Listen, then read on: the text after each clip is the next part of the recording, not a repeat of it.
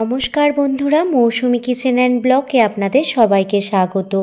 আজ আমি বানাবো মাত্র 4টি উপকরণ দিয়ে গরমের স্পেশাল দুর্দান্ত স্বাদের একটি ডেজার্ট রেসিপি। রেসিপিটি বানানোর জন্য কোনো রকম কনডেন্স মিল্ক, খোয়া ক্ষীর বা মাওয়া কিছুই লাগবে না।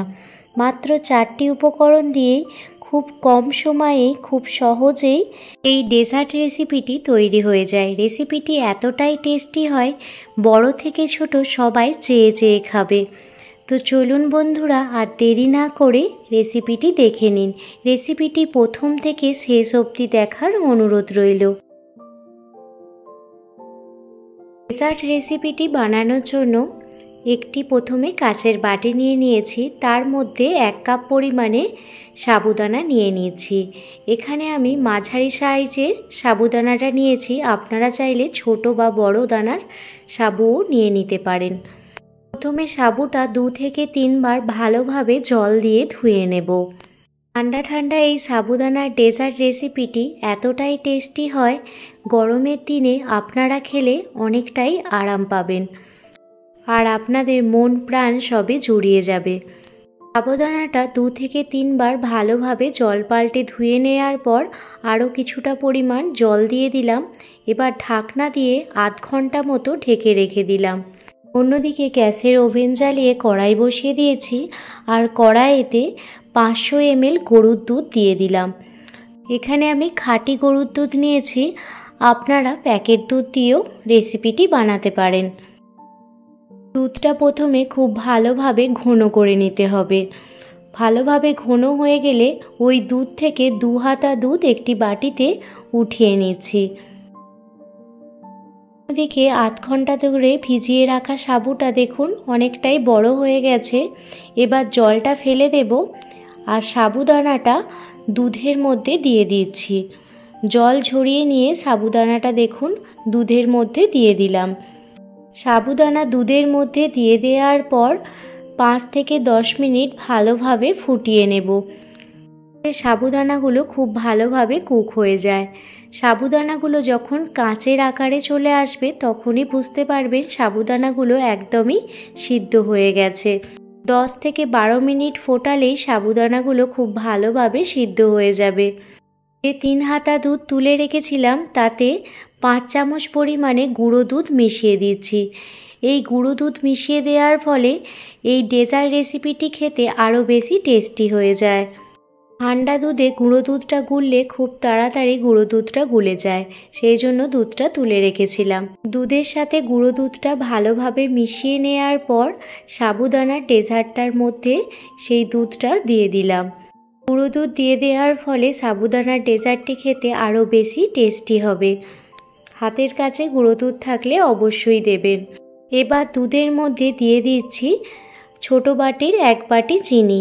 মিষ্টিটা অবশ্যই আপনারা আপনাদের স্বাদ মতো দেবেন। দেখতেই পাচ্ছেন সাবুদানাগুলো কাঁচের মতো হয়ে গেছে। তো এবার আমি গ্যাসের ফ্লেম বন্ধ করে দেব। যখনই দেখবেন সাবুদানাগুলো কাঁচের মতো স্বচ্ছ হয়ে গেছে তখনই বুঝবেন সাবুদানাগুলো একদমই সিদ্ধ হয়ে গেছে। তো দেখুন এবার গ্যাসের ফ্লেমটা আমি বন্ধ করে দিলাম। অন্যদিকে আমি একটি আম নিয়ে নিয়েছি। আমটা প্রথমে কেটে নিচ্ছি। আজ আম, দুধ, সাবুদানা আর চিনি দিয়ে একটি দুর্দান্ত স্বাদের ডেজার্ট রেসিপি আপনাদের সাথে শেয়ার করতে চলেছি। হাফ লিটার দুধের পরিবর্তে এখানে আমি একটি গোটা আমের পাল্প দিয়ে দেব। আমটা দেখুন এইভাবে ছুরি দিয়ে কেটে নিচ্ছি। কেটে মিক্সার গ্রাইন্ডারে বেটে নেব। মিক্সার গ্রাইন্ডারের পাত্র নিয়ে নিয়েছি। মিক্সার গ্রাইন্ডারের পাত্রে আমের টুকরোগুলো দিয়ে দিচ্ছি।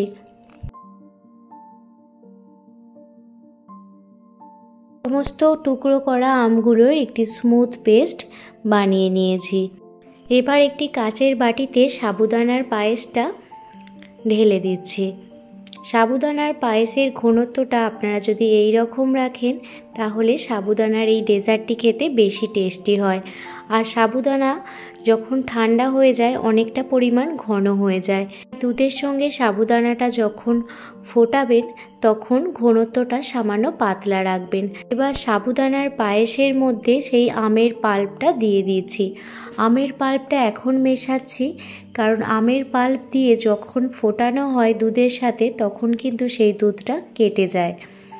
অনেক সময় আম টক হওয়ার কারণে দুধটা কেটে যায়। তো আপনারা যদি এইভাবে সাবুদানার পায়েস বানিয়ে তারপরে যদি আমের পিউরিটা বা পাল্পটা মেশান তাহলে দেখবেন সাবুদানার পায়েসটা খেতেও টেস্টি হচ্ছে আর দুধটাও কিন্তু কেটে যাচ্ছে না। আমের পাল্পটা মেশানোর পর কিছু টুকরো করা আমও এতে দিয়ে দিচ্ছি।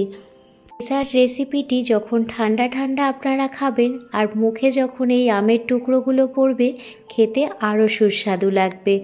পরিবেশন করার আগে ওপর থেকে কিছু আমের টুকরো দিয়ে দিলাম যাতে দেখতে ভালো লাগে। তো আজকে আপনাদের আম সাবুদানার এই ডেজার্ট রেসিপিটি কেমন লাগলো আমাকে অবশ্যই কমেন্ট করে জানাবেন।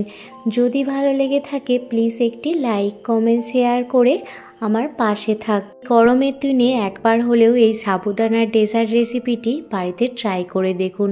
খুব কম সময়ে খুব কম উপকরণেই আপনারা এই ডেজার্ট রেসিপিটি তৈরি করতে পারবেন। রেসিপিটি ভালো লাগলে প্লিজ একটি লাইক করবেন। আপনাদের একটি লাইক আমাকে অনেকটা মোটিভেট করে নতুন নতুন ভিডিও বানানোর জন্য। সবাই ভালো থাকবেন, সুস্থ থাকবেন, সাবধানে থাকবেন।